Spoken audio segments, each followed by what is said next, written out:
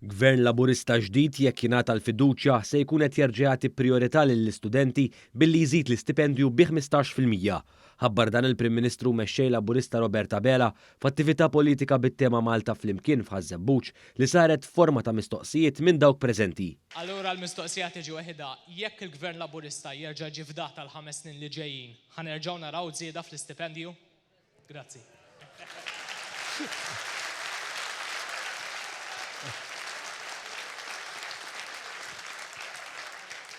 Ir-risposta tiegħi hija iva, jekk il-poplu jogħġbu jerġa' jagħtina l-fiduċja tiegħu se jerġa' jkollna żieda fl-istipendji ta' 15%. Dr. Abela semma l-proposta tal-First Time Buyers li tingħata qotja ta' 1,000 euro fis-sena l 10 snin biex b'kollox l-ewwel xerreja ta' proprjetà, partikolarment iż-żgħażagħ se jieħdu 10,000 euro. Il-Prim Ministru Robert Abela enfasizza l-importanza tal-kwalità tal-ħajja f'pajjiżna u hawn naċċenna wkoll għall-proposta tal-Gvern ta' investiment ta' 700 miljun euro fuq medda ta' 7 snin għal aktar proġetti ambjentali ta' spazji miftuħa u ġonna pubbliċi fil-qalba tal-lokalitajiet Maltin u Għawċin. Dr. Abela fakkar ukoll fil-politika ta' għajnuna li adotta Gvern Laburista f'pandemija fejn għen bil-Covid Weight Supplement u salva eluf kbar ta' impjiegi biex illum Malta għandha l-inqas rata ta' qatt fl-istorja. Bekk il-Prim Ministru sostna li l-Gvern se jibqa' jkun għajnuna n-negozji fost oħrajn permezz tal-proposta ta' tnaqqis fir-rata tat-taxxa korporattiva minn 35% għal 25% u għal ħaddiema Maltin u Għawċin se jitwessaw it-tax band b'1,700 euro.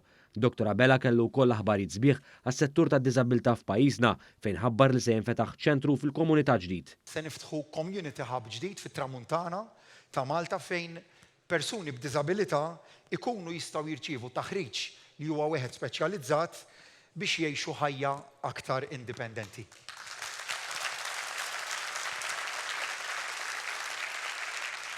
Tul din l-attività politika l-Prim Ministru tkellem ukoll fuq is-sitwazzjoni li qed tiddomina fl-Ukrajna. Fil-fatt hawn il-Prim Ministru tkellem dwar il-ħidma tiegħu fuq livell Ewropew f'summit li kellu fi Brussell. Dr. Abela tenna wkoll l-aspetti li qegħdin attenti għalihom bħala Unjoni Ewropea wkoll bħala pajjiż fosthom il-prezzijiet tal-materja prima u tal-enerġija. Kien hawn il-Prim Ministru serraħ ras il-poplu Malti. Jista' jkun hemm fiż-żieda tal-prezz taċ-ċereali u fiż-żieda tal-prezz tal-qamħ għaliex l-Ukrajna hija esportatur ewlieni kemm taċ-ċereali u kemm tal-qamħ. U mbagħad it-tieni aspett li qegħdin attenti ħafna lih huwa il-prezz tal-materja prima illi jintuża l-produzzjoni tal-gass u naturalment tal-kurrent elettriku. Il-gass, kurrent elettriku u l-prodotti anċillari.